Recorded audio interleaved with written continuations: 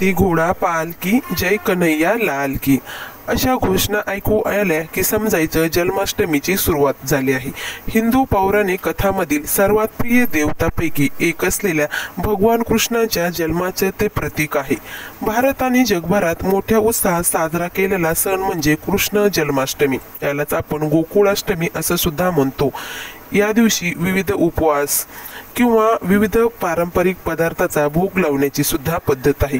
तर याच पद्धतीमध्ये कृष्ण जन्माष्टमीच्या विधीमध्ये काकडी, खीरा, ज्याला आपण हिंदीमध्ये खीरा सुद्धा म्हणतो, पण काकडी ही तर एक साधी भाजी आहे आणि ती या पवित्र दिवशी इतकी महत्त्वाची का आहे? चला तर याबद्दलच आपण आता जाणून घेऊया। सर्वप्रथम पाहूया जन्माष्टमीला भगवान श्रीकृष्णाला अर्पण केलेल्या 56 भोगामधील कथा। श्रीकृष्ण जन्माष्टमीला काकडी अर्पण करण्याची परंपरा पौराणिक कथांमध्ये खोलवर रुजलेली आहे। हिंदू मान्यतेनुसार काकडी नवीन सुरुवात दर्शवत असते आणि ते शुद्धीकरण आणि चैतन्य यांचे सुद्धा प्रतीक मानले जाते। जन्माष्टमीला काकडीचा नैवेद्य हा आत्मा आणि मनाच्या शुद्धीकरणाचे प्रतीक आहे। जसे की सर्व भाजी ताजा आणि थंड स्वभावाचे ती एक प्रतीक आहे। या व्यतिरिक्त काकडीचा भगवान श्रीकृष्णाच्या जन्माशी संबंध असल्याचे सुद्धा मानले जाते।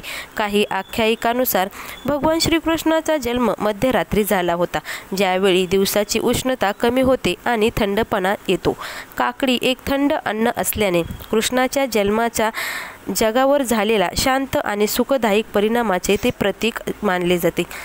ज्याप्रमाणे काकडी शरीराला थंड करते, त्याचप्रमाणे कृष्णाची उपस्थिती आत्म्याला थंड करते आणि मनाला शांती आणि समाधान ही देत असते। शिवाय काकडी हा शुद्ध आणि सात्विक, शुद्ध, हलका आणि पचना सोपा असा अन्न म्हणून आपण त्यांचा वापर करतो, ज्यामुळे तो जन्माष्टमी उत्सवाचा एक महत्त्वाचा पैलू असलेल्या उपवासाच्या वेळी खाण्यासाठी आदर्श हा दाखवत असतो। काकडीचे थंड आणि हायड्रेनिक गुणधर्म उपवास करताना शरीर आणि मन शुद्ध करण्याच्या कल्पनेशी जुळतात, कारण भक्त भगवान श्रीकृष्णाच्या दैवी ऊर्जेचं स्वागत करण्यासाठी तयारीही करत असतात। हा विधी कसा केला जातो ते पाहूया। काकडीचा विधी मोठ्या भक्तिभावाने आणि अचूकतेने केला जातो। हा विधी सामान्यतः मध्यरात्री केला जातो, जो कृष्णाच्या जन्माचा मानला जातो। विधी सुरू करण्यासाठी भक्त प्रथम एक साधा नैवेद्य किंवा भोग तयार करतात, ज्यामध्ये फळं, दूध, लोणी आणि काकडी यासारखे विविध सात्विक पदार्थ असतात। काकडीची निवड तिच्या ताजेपणासाठी काळजीपूर्वक केली जाते। बहुतेकदा त्या काकडीवर कुंकाचे चिन्ह सुद्धा दिले जाते, तर असे ते शुभतेचे प्रतीक आहे। नंतर काकडी एका लहान प्लेटवर किंवा पाण्याने भरलेल्या भांड्यात ठेवली जाते, जी शुद्धता आणि जीवनाचे प्रतीक आहे। विधी कसा तर पुजारी किंवा कुटुंब प्रमुख पूजा किंवा पूजा समारंभ करतात, जिथे भगवान श्रीकृष्णाला समर्पित करून काही मंत्राचे पठण केले जाते। हा विधी एक महत्त्वाचा भाग म्हणजे इथं काय होतं, काकडीचे उभ्याने अर्ध कापण्याची प्रतिकात्मक कृती, जी एखाद्याचा अहंकार, इच्छा आणि पाप नष्ट करण्याचे प्रतिनिधित्व ती करत असते। हे कृत्य स्वतःला परमात्म्याला समर्पित करण्याचे आणि शुद्ध अंतःकरणाने भगवान श्रीकृष्णाला आपल्या जीवनात आमंत्रित करण्याचे प्रतीक आहे। काकडी कापल्यानंतर ती इतर अन्न आणि फुलासह देवाला अर्पण केली जाते। भक्ताचा असा विश्वास आहे की हे अर्पण केल्याने त्यांना आध्यात्मिकरित्या शुद्ध होतात ते आणि कृष्णाच्या दैवी कृपेचा ते जवळ जात असतात।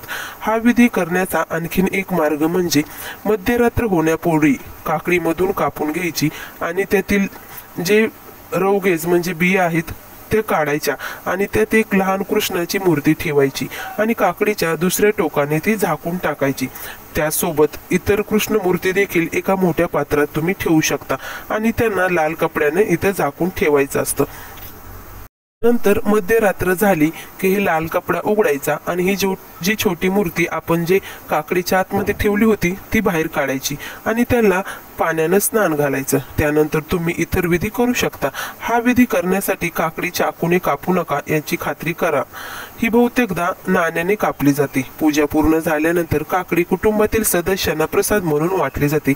अशा विश्वास आहे की हा प्रसाद खाल्ल्याने आपल्याला कृष्णाचा आशीर्वाद मिळतो आणि दैवी संरक्षण सुद्धा मिळत असते। जन्माष्टमीच्या विधीमध्ये काकडीचे महत्त्व त्यांच्या भौतिक गुणधर्मापेक्षा जास्त आहे।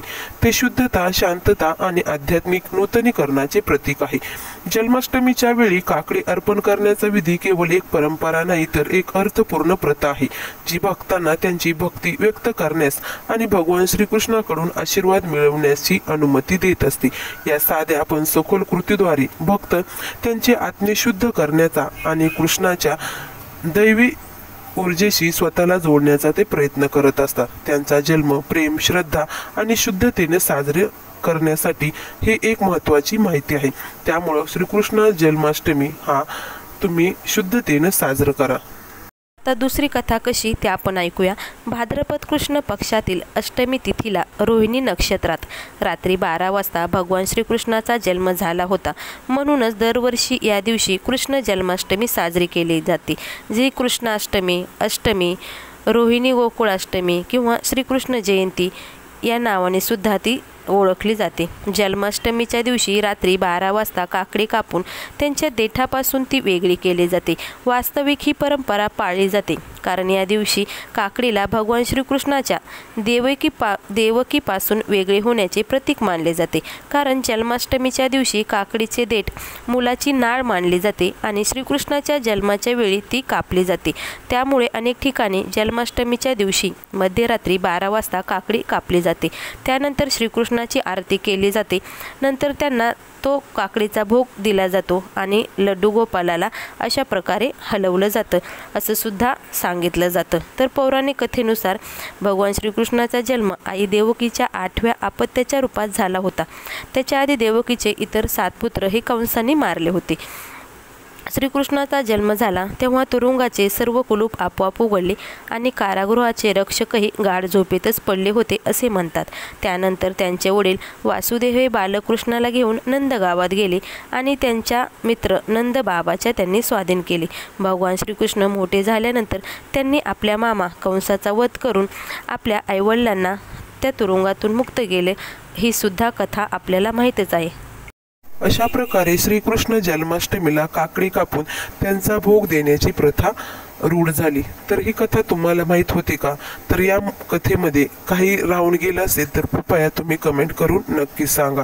श्री स्वामी समर्थ. श्री गुरुदेव दत्त.